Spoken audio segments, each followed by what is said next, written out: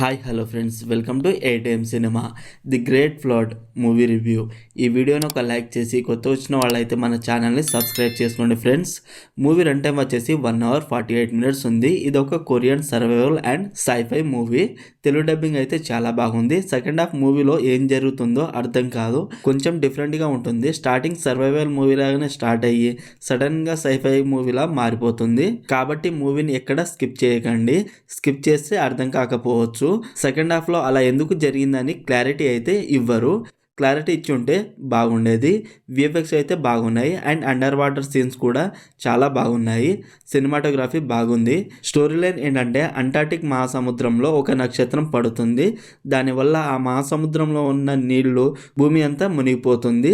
అందులో నుండి ఒక మదర్ అండ్ సన్ ఎలా బయటపడ్డారు అనేదే basic story line. Background music బాగుంది అండ్ అందరి యాక్టింగ్ చాలా బాగుంది. మూవీ స్టార్టింగ్ తర్వాత ఒక 50 minutes కి మెయిన్ సైఫై స్టోరీ స్టార్ట్ అవుతుంది. అది బాగానే ఉంది. కొంచెం కన్ఫ్యూజ్ అయ్యే అవకాశం ఉంది. క్లైమాక్స్ అయితే బాగుంది.